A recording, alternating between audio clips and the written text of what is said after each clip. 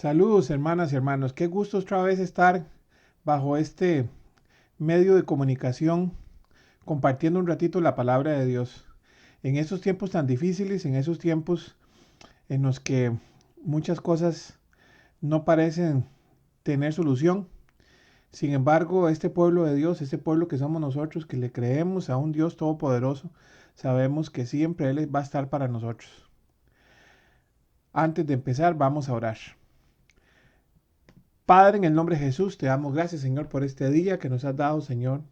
Hoy te pedimos, Padre Santo, que nos ayude, Señor, a poder, Señor, compartir esta palabra, que es tu palabra, Señor Padre Santo, y que ella, Señor Padre bendito, se haga rema en la vida de nosotros y nos ayude a ser cada día mejores personas. En el nombre de Jesús, amén y amén. Hermanos y hermanas, sí, hoy tocó llegar por fin al último de los frutos de la relación íntima con el Espíritu Santo. La templanza. Sí, hermanos y hermanas. ¿Recuerdan el pasaje? Ya deben de sabérselo de memoria, ¿verdad? Gálatas 5, 22, 23. Solo para recordar lo que dice, más el fruto del Espíritu es amor, gozo y paz, paciencia, benignidad, bondad, fe, mansedumbre y templanza. Contra tales cosas no hay ley.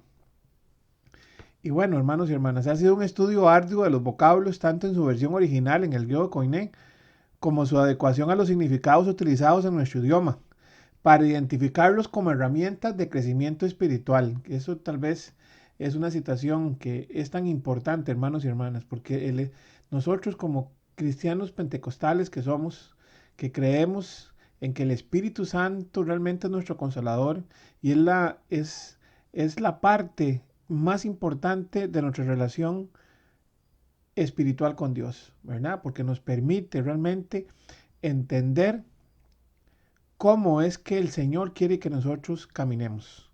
El camino que se llama Jesucristo, que es tal vez lo más importante en este punto. Vamos a arrancar con Gálatas 3 del 1 al 4, que dice así: oh Gálatas insensatos, ¿quién os fascinó para no obedecer a la verdad? A vosotros ante cuyos ojos Jesucristo ya fue presentado claramente entre vosotros como crucificado. Esto solo quiero saber de vosotros. ¿Recibiste el Espíritu por las obras de la ley o por el oír con la fe? Con fe. Tan necios sois, habiendo comenzado por el Espíritu, ahora vais a acabar por la carne. Tantas cosas habéis padecido en vano, si es que realmente fue en vano. Ay, hermanos y hermanos, esta palabra el pastor el domingo en el servicio dominical la usó y créame que me caló también mucho en mi corazón porque efectivamente estábamos en la misma, en el mismo espíritu. Y en realidad este pasaje pertenece a un libro dedicado a las iglesias de la región de Galacia, hermanos y hermanas. Gálatas de Galacia, en lo que hoy llamamos Turquía. Inclusive la capital de Turquía, la capital actual, que se llama Ankara, pertenece a esta parte de ese país. Y se remonta realmente a tiempos, esta ciudad, a tiempos de Pablo.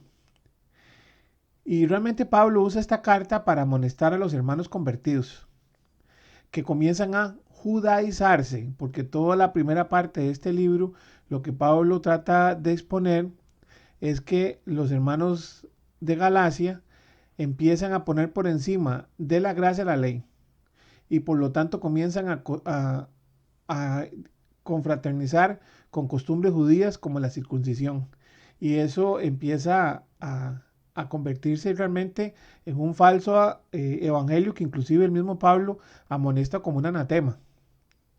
Inclusive en el mismo capítulo 2 del versículo, en el versículo 11 en adelante, que no vamos a ir ahí, pero para que ustedes de tarea lo revisen, el mismo Pablo cuenta cómo tuvo que hablar con Pedro.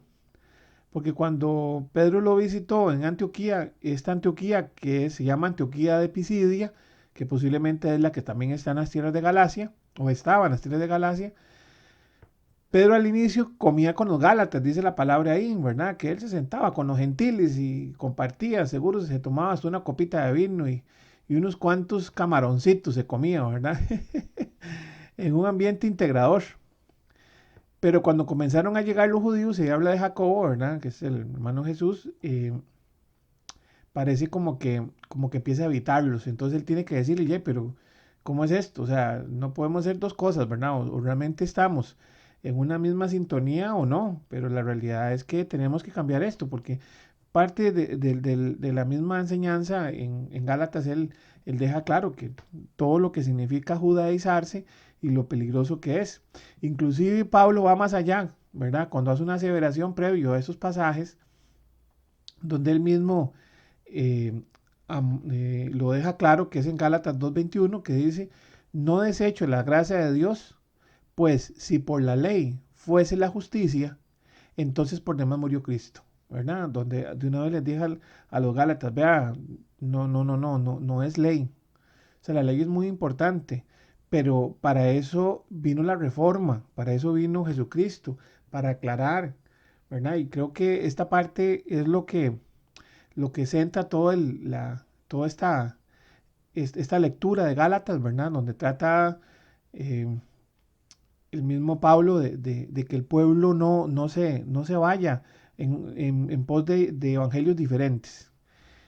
Y este pasaje de Gálatas 2:21 que acabamos de leer, pues está antes, obviamente, del 3:1, que fue el que leímos al inicio, donde trata al pueblo de insensatos, reclamándoles esa fascinación por la ley. Y hermanos y hermanas, y es que es normal sentir fascinación por lo nuevo, en especial para este pueblo galacio, que era una ruta de paso entre Occidente y Oriente, y por lo tanto ahí pasaba de todo, hermanos y hermanas. Y en realidad hasta el nombre deja claro su procedencia, pues este pueblo, como lo hemos hablado en otro audio, en un principio su nombre proviene de los pueblos galos, por eso Galacia, de los galos, que fue una invasión que tuvieron antes del Imperio Romano sobre esa zona. No pegaron, pero ahí quedaron ellos, ¿verdad? Entonces los sincretismos germanos, porque recuerde que los pueblos galos, que son de donde está ahora más o menos Francia, ¿verdad? Tenían orígenes germanos y celtas, o sea, con todo ese montón de cosas. O sea, inclusive, quién sabe, habrá que buscar si hasta el Halloween seguro también, también utilizaban, ¿verdad? Porque son costumbres celtas que seguro ellos manejaban también, quién sabe, habrá que verlo.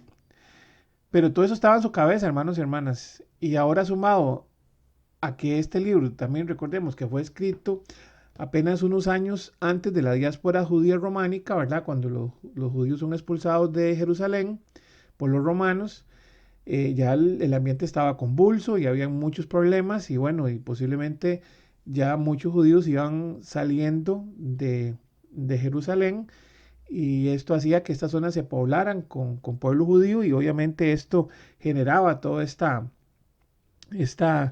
yo diría, sincretismo religioso que se estaba dando, ¿verdad? Porque realmente nosotros somos judíos cristianos, ¿verdad? Pero nosotros somos seguidores del Evangelio de Cristo, que es algo muy importante y una gran diferencia en ser seguidor del Evangelio de Cristo y ser cristocéntrico. Porque hablar de cristocéntrico es olvidarse de que Jehová de los ejércitos existe y que el Espíritu Santo existe, ¿verdad? Por supuesto, como las tres divinas personas, ¿verdad? Pero en fin, todos entendemos cuando hablamos de cristocéntrico. Y hermanos, la verdad es que es normal sentir fascinación por evangelios con una base fuerte en el histórico, como la religión judía, sus tradiciones milenarias, y porque su énfasis especial es en vivir bien en la tierra, lo cual no está mal, hermanos y hermanos, la verdad que no. Pero Jesús vino a aclararnos que el desarrollo almático y espiritual son superiores a vivir muy bien en la tierra, porque su reino no es de este mundo. Recuerdo lo que él se lo aclaró a Pilatos. Y por eso es que en el 5, ¿verdad? En el 3:5, Pablo nos habla de la fe, cuando dice, aquel pues que os suministra el Espíritu y hace maravillas en vosotros, ¿lo hace por las obras de la ley o por el huir con fe? De una vez lo deja claro, ¿verdad? La fe, la importancia de la fe en el cristiano, ¿verdad? Quien suministra el Espíritu, como ya lo hemos visto como uno de los frutos del Espíritu Santo. Las maravillas que el Espíritu Santo hace en nosotros se reciben por fe. Y aquí es donde entra, hermanos y hermanos, la templanza. En griego, disculpen la traducción, pero es más o menos como engrateia. Y que realmente ese vocablo se asemeja a los vocablos en español de abstinencia y continencia. Más o menos por ahí anda la relación, ¿verdad? En español, para aclarar, la palabra templar pertenece a la jerga de la metalurgia, que viene a ser un paso de enfriamiento súbito de una pieza de metal forjado para mejorar sus propiedades. Así se expone la pieza X que vamos a usar a un nivel de estrés calórico, o sea, se calienta la pieza para ablandar sus moléculas y luego se enfría rápidamente para asegurar que lo avanzado no se pierda. Y lo vemos los herreros, ¿verdad? Que ahí que vuelan con el mazo y calientan la pieza, le dan con el mazo y lo enfrían. Eso es el tema de templar, ¿verdad? Asegurarse que lo que se ha avanzado no se pierda. Así, una espada, cuanto más se forje, más filo va a tener, hermanos y hermanas. Y esto es lo que pasamos los cristianos, procesos de la forja, para templar nuestro espíritu. En otras palabras, la templanza es la que afirma la fe que tenemos como cristianos, hermanos y hermanas. De otra manera, una espada con poca forja, su temple va a ser limitado y por ende se perderá el filo en la primera batalla. La templanza nos permite abstenernos de bajarnos de la cruz, hermanos y hermanos, de contenernos de caer ante el asedio del enemigo. En ese tiempo eran las teorías fascinadoras para el pueblo galacio, eran como las judías y quién sabe qué otras. Hoy en día las teologías con matices políticamente correctos o económicamente acomodados, o inclusive la mitificación de la fe, convirtiéndola en parte de la cultura y disminuyendo la estatus humanos, son tan normales, hermanos y hermanos, que asustan. La comparan con otros sincretismos. Es increíble lo que han hecho con la palabra de Dios. Inclusive se ha vuelto que a veces el libro pues ni se utiliza como referencia y recuerde que hay ciertos países que ni siquiera se puede utilizar. Eso es lo que ha pasado. Esas son las cosas con las que nosotros nos enfrentamos. Esa es esa jerga en la calle, ¿verdad? Ah, es que ese es cristiano, es que ese es pandereta, es que ese, sí, sí, ese es retrasadito, ese no sabe mucho, ¿verdad? Porque todavía tiene temor de Dios. Y efectivamente, ahí es donde la templanza nos mantiene. Nosotros tenemos que mantenernos, hermanos y hermanas, mantener la fe a pesar de lo que nos esté pasando, mantener la fe a pesar de los problemas socioeconómicos que estemos viviendo, mantener la fe a pesar de que todo aparenta a que Dios no existe.